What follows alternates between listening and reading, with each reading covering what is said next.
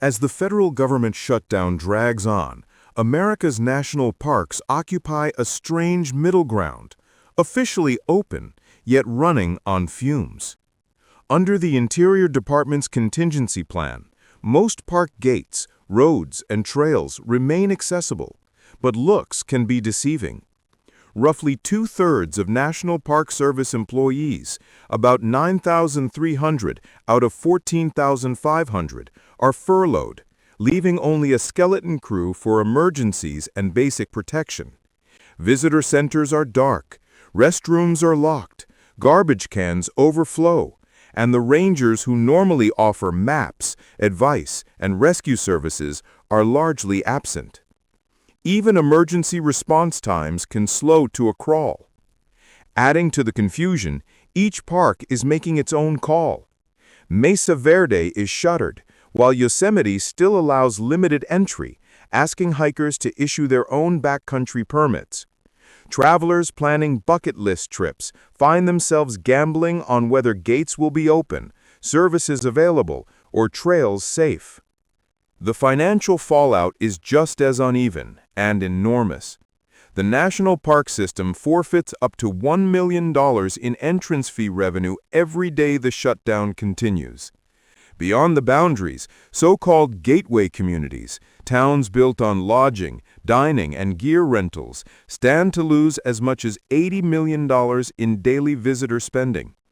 October is normally peak season for many parks, when fall colors draw crowds and cash.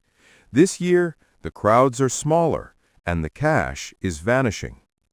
Faced with those losses, some states and local partners are digging into their own pockets. A coalition of Tennessee, North Carolina, several counties, and the eastern band of Cherokee Indians is covering more than $61,000 a day to keep Great Smoky Mountains National Park fully staffed, reopening popular spots like Cades Cove Loop Road. West Virginia has chipped in nearly $100,000 to keep New River Gorge and Harper's Ferry operating for at least 2 weeks. Utah officials are working on similar lifelines for their Mighty Five, echoing moves by Arizona, Colorado, and New York during past shutdowns. While those stopgaps preserve tourism dollars, conservation groups warn they come at a cost. Operating vast landscapes with minimal staff, they say, is dangerous and irresponsible. The fear is a replay of the 35-day shutdown of 2018 to 2019, when vandalism, illegal off-roading, and piles of trash scarred many parks, and visitors at Joshua Tree even cut down the iconic trees themselves. Sensitive wildlife, archaeological sites, and fragile ecosystems have little protection when rangers are scarce. Politically, both parties agree in principle that parks should stay open. Neither wants to be blamed for closed gates and lost jobs. Yet that consensus has not broken the larger budget stalemate, and each side continues to fault the other for the impasse.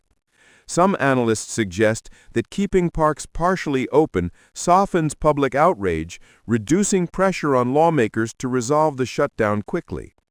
For now, America's crown jewels remain in limbo.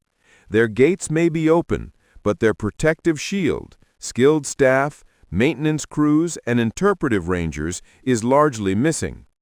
Gateway towns worry whether tomorrow's visitors will still come. Conservationists worry what those visitors might do without oversight. The shutdown will eventually end. The question is what condition the parks and the communities that rely on them will be in when it does.